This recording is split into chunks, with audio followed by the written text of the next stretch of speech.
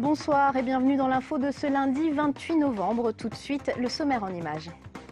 Deuxième ligne du tramway au Mans, un chantier sur les rails avant la fin de l'année. Le commissaire enquêteur a rendu un avis favorable. Début de la 27e campagne hivernale des Restos du Cœur. Et pour faire le point sur cette nouvelle campagne, je reçois Roger Miot, le président des Restos dans la Sarthe. Nous verrons entre autres quels sont vos besoins. Sport, la défaite du Mans Sojo Wilfried Tsonga et celle du Mans FC en foot ce week-end. Et enfin, salon du mariage au Mans, découverte des nouvelles tendances, mode et déco pour le plus beau jour de votre vie. Mais tout d'abord, l'étape était déterminante pour la suite du projet. Le commissaire enquêteur vient de rendre un avis favorable sans réserve pour la ligne 2 du tramway au Mans. Sans réserve, mais avec 4 recommandations. Michael Texier. Première recommandation du commissaire enquêteur, déplacer le terminus de la rue de Londres vers l'avenue de Bruxelles à proximité des terminus de bus. La seconde concerne l'implantation d'un parking relais, aujourd'hui prévu au Carrefour Market des Maillets. Remarque aussi sur la restructuration des lignes de bus et sur les places de parking à préserver aux Maillets. 4 recommandations en tout et aucune réserve, c'est donc un feu vert pour le projet. Le mois de décembre sera donc le mois du début des travaux, avec un impératif, maintenir l'activité économique, notamment sur les marchés. Je suis très convaincu qu'on peut sauvegarder la totalité du marché. C'est une question de phasage, c'est une question de répartition des emplacements. Honnêtement, pour la première ligne, on n'a rien interrompu. Mais avant cela, le projet repassera au Conseil de Le Mans Métropole. Ce sera le 15 décembre prochain. En parallèle, sera présenté un projet plus précis de l'aménagement de la place des Jacobins. Ce sera ensuite au préfet d'avoir la main pour la déclaration d'utilité publique et le versement consécutif de 10 800 000 € de subventions d'État. La ligne 2 du tramway du Mans sera alors bel et bien sur les rails. Cela fait 27 ans déjà que Coluche lançait les Restos du Cœur. Depuis, le nombre de bénéficiaires n'a cessé d'augmenter, en Sarthe comme ailleurs. Dans notre département, 5200 foyers ont reçu l'aide alimentaire des Restos l'année dernière. Un chiffre qui évolue chaque année. Le point au centre de distribution d'Allonne avec Karma Duquesne. Ils sont des centaines à faire la queue dans le froid pour les Restos du Cœur. Tous ont peu ou pas de revenus et viennent chercher une aide alimentaire. Heureusement qu'il y a les Restos du Cœur, sinon je serais dans la merde. Mais pareil que l'année prochaine, il y aura peut-être plus Restos du Cœur et c'est dommage que ça va couper. Je ne sais pas comment on va faire. Bénéficiaires comme bénévoles, tous craignent le retrait des aides européennes aux Restos du Cœur prévu en 2013. En attendant, ils sont une cinquantaine de bénévoles pour ouvrir cette 27e campagne. On attend 141 familles pour 330 parts. Tout le monde n'est pas inscrit, il y a encore beaucoup de monde à venir qui ne sont pas encore décidés de passer, mais qui viendront après. 140 familles, ça va sûrement être beaucoup plus que ça. À Allonne, les Restos du Cœur attendent cette année 10% de demandeurs en plus, tant et si bien que certains craignent une pénurie. Le nombre de bénéficiaires augmentant, les parts vont diminuer. Donc ça, c'est notre grande appréhension. Mais bon, on arrive toujours malgré tout à tirer un peu partout pour que tout le monde reparte satisfait, puis un caddie bien complet. Et si le nombre augmente, c'est aussi le profil des gens dans le besoin qui a changé. Des femmes seules et aussi des retraités qui viennent de plus en plus maintenant. Et ça, c'est nouveau. Les centres ont grand besoin de dons et de bénévoles. Chaque année, les Restos du Cœur distribuent plus de 100 millions de repas. Et pour faire le point sur le sujet des restos, sur ce plateau, je reçois Roger Miot. Bonsoir. Bonsoir. Vous êtes le président des Restos du Cœur dans la Sarthe, 72. Vous êtes là depuis l'année dernière à ce poste. Alors depuis la mi-novembre, les familles bénéficiaires peuvent venir s'inscrire. Vous faites déjà un premier constat en fait. Oui, donc à l'image de ce que viennent de dire nos collègues d'Allonne, là on a inscrit à peu près les 3/4 des personnes, mais il y en a encore pas mal à venir. Donc on est au même niveau, enfin on est à 10% même au-dessus du niveau de l'année dernière à la même période. Donc ce qu'on pourrait dire que dans l'ensemble de la Sarthe, on risque d'avoir une augmentation, pas forcément de 10, mais peut-être de 8%, 7-8%. Avec une augmentation surtout en ville ou c'est valable pour tout le département? Non, c'est valable dans toutes les communes. La surprise qu'on a pu entendre, c'est qu'il y avait des gens qui arrivaient de grandes villes, de la région parisienne, pour s'inscrire donc dans des centres ruraux. Donc ça, c'est un peu nouveau. Le profil des demandeurs, c'est ce qu'on voit dans le sujet, change. Oui, je crois qu'on est bouleversé parce que lorsque je vois des gens, comme j'ai pu voir tantôt, ou lorsqu'on me dit qu'il y a des personnes retraitées qui s'inscrivent à plus de 70 ans, je dis quelque chose qui ne va pas très bien dans notre fonctionnement aujourd'hui, quoi. Et là, je pense qu'on a très très envie, il faut le dire, d'aider ces personnes-là. Alors, plus de demandeurs, ça veut dire que vous avez des besoins. Quels sont-ils concrètement ? Les besoins, aujourd'hui, on a la chance dans la Sarthe d'avoir des donateurs industriels. On a une forte ramasse avec les magasins de petite et moyenne importance dans toute la Sarthe, Le Mans. Donc ce qui fait que je dirais qu'on ne manque pas de marchandises. Et puis comme ça a été dit tout à l'heure, je ne sais pas si on m'en reparlait, on n'a pas de souci pour l'année qui vient, voire les 2 ans. Là, si on doit pouvoir rassurer, bien sûr, les... Oui, parce que ce qu'il faut comprendre, c'est ce qu'on voyait dans le sujet. Il y a un bénéficiaire qui avait peur, effectivement, que les restos ferment. Mais non, en fait, il faisait probablement allusion au PEAD, le plan européen d'aide aux plus démunis. Oui. Donc c'est une aide européenne pour les associations comme la vôtre. Elle a failli ne pas être votée pour l'année prochaine, en fait. Mais vous avez 2 ans de sursis. Pour l'instant, c'est 2 ans de sursis. Qu'est-ce qu'on fait au bout de 2 ans? Qu'est-ce qui va se passer? Il va falloir imaginer des solutions. Je crois que ce sera aussi, puisque en fait les pays qui étaient un petit peu contre ce PEAD disaient en quelque sorte, nous on gère nos pauvres. J'aime pas trop ce mot-là, mais enfin, c'est ce que disaient les Allemands, les Anglais, etc. Donc, certainement que le gouvernement français, en plus qui sortira des urnes, nouveau président, etc., faudra bien qu'il se penche sur ce problème.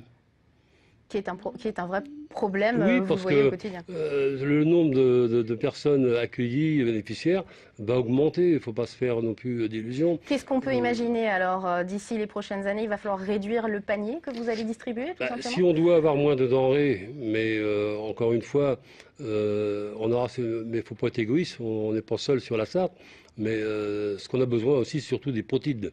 Donc ça c'est des choses essentielles, des produits pour les bébés aussi, parce qu'il y a beaucoup de bébés. Je crois que c'était sur l'ensemble de la France, c'est pratiquement 30 000 bébés l'année dernière qu'on a pu aider.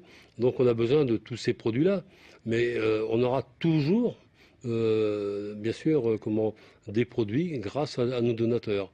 Mais après, si c'est pas suffisant, on pourra peut-être... On donne actuellement 6 repas, en gros, par semaine et par personne. Donc il faudra peut-être diminuer à 5.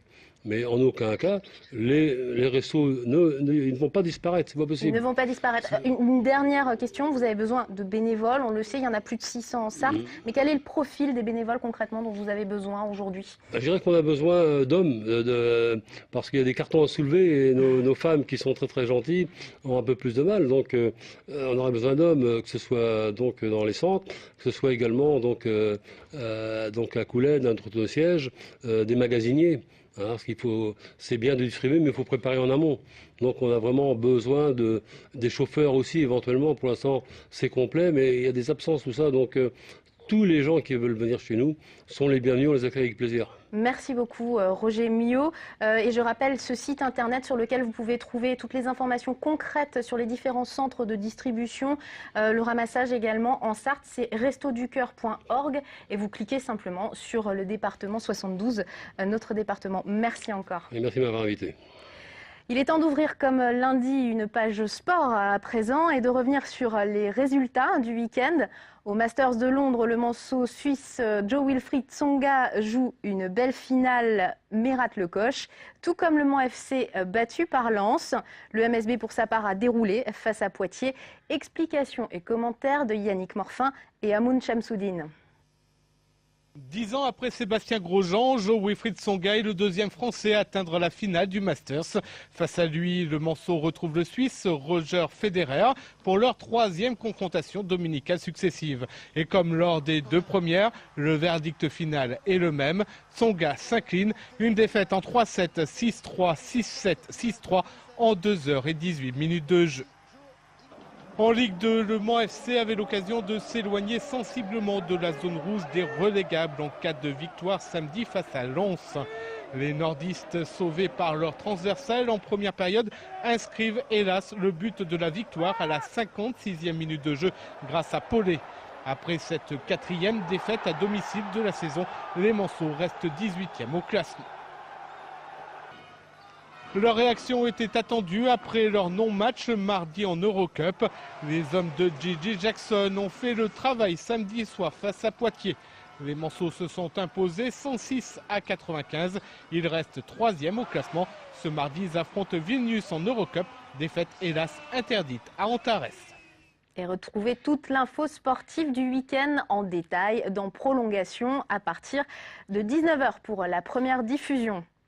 En bref, une étoile filante a fait parler d'elle ce week-end. Elle a été observée par plusieurs témoins en Sarthe, jusque dans le département du Calvados. Un objet céleste très lumineux est suivi d'une déflagration.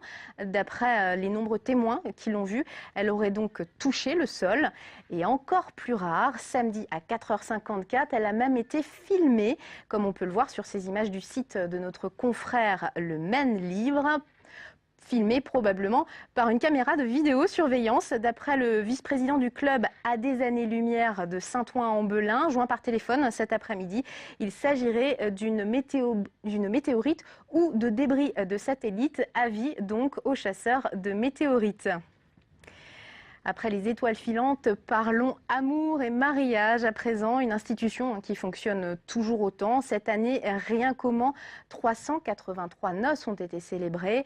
Pour que ce jour soit le plus beau de votre vie, ils étaient nombreux. Soit le plus beau de leur vie, ils étaient nombreux. Ils étaient près de 4000 à arpenter les allées du Salon du mariage ce week-end au Parc des Expositions du Mans, à la recherche de nouvelles tendances. Michael Texier. Bye bye le blanc et la couleur, bonjour l'ivoire et le tulle qui fait son grand retour pour des robes de plus en plus sophistiquées. La future mariée aujourd'hui réalise à nouveau son rêve de petite fille. On était à un moment donné à des robes plus simples, alors que là on revient vraiment à la robe de princesse. Ah oui d'accord, il y a un maximum de... Un maximum de volume, de tulle, la vraie robe. Quant à la bague, elle s'élargit au doigt de madame. L'or jaune disparaît au profit des anneaux bicolores et surtout, le diamant s'invite à la cérémonie.